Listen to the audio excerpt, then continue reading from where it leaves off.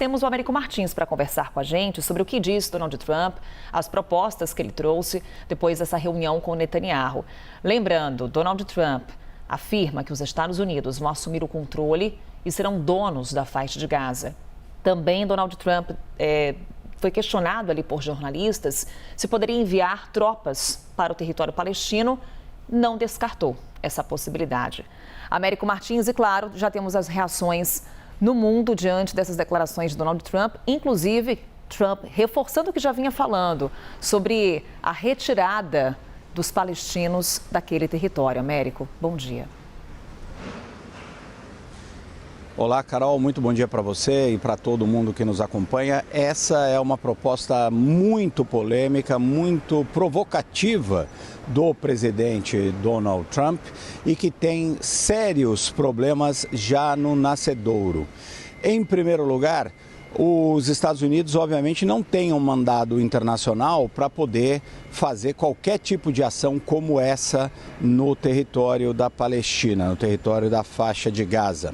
Muito provavelmente nós vamos ter mais líderes internacionais hoje protestando contra isso, como já aconteceu ontem com líderes árabes, hoje inclusive com líderes palestinos. Então, primeiro ponto, os Estados Unidos não têm autoridade para fazer uma ação como essa, uma proposta como essa.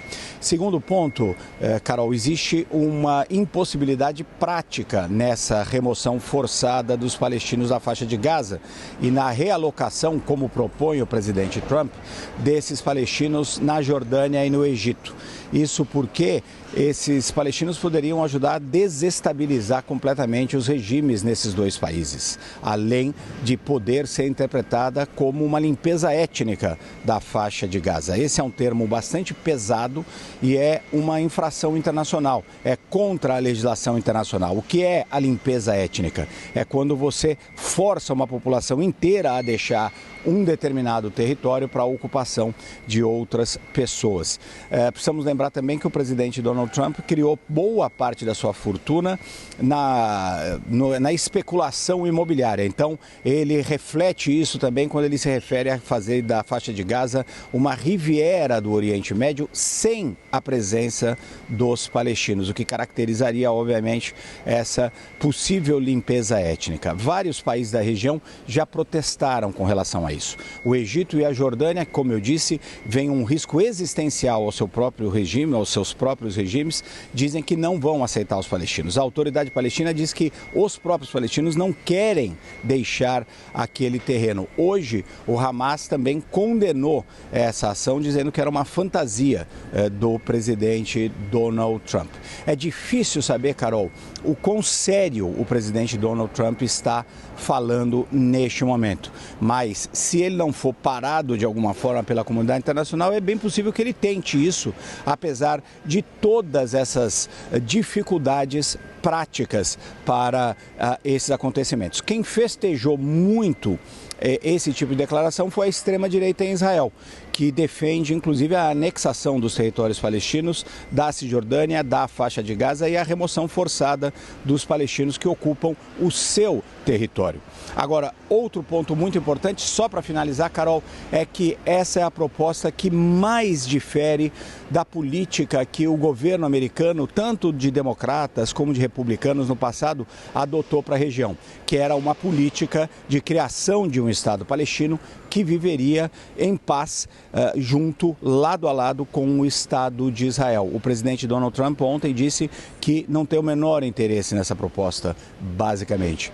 Então, podemos esperar um pouco de tudo, Carol, menos o engajamento do presidente Donald Trump nessa ideia de criação do Estado da Palestina, que é, segundo praticamente todos os analistas sérios e centrados, a melhor e única, na prática, solução para resolver os problemas da violência naquela parte do mundo, Carol.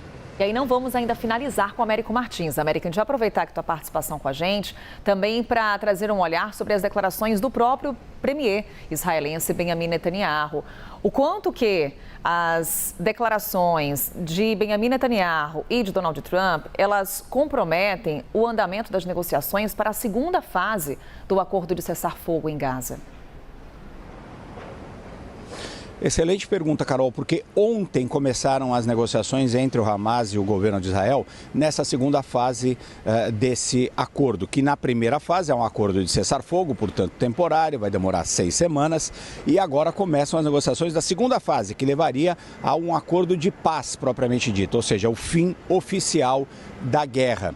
Então, essas negociações começaram ontem. Obviamente, esse tipo de declaração vai ser interpretado pelo Hamas como uma provocação, como um ataque ao povo palestino e não deve ajudar nada nas negociações. Do ponto de vista da política interna em Israel, no entanto, essas declarações são favoráveis ao primeiro-ministro Benjamin Netanyahu, porque ele vai vender agora a ideia aos aliados mais à direita, que fizeram parte da sua coalizão e deixaram o governo quando o governo israelense assinou o acordo de cessar-fogo com o Hamas. Ele vai vender a ideia de que ele é o melhor, possivelmente o único político que traria o Donald Trump para o lado de Israel da forma como o Trump disse ontem, inclusive propondo a remoção forçada dos palestinos do seu próprio território, aonde existe a aspiração da criação de um Estado palestino. Então, isso fortalece internamente muito a posição do primeiro-ministro Benjamin Netanyahu e muito provavelmente ele está mais preocupado com esse fortalecimento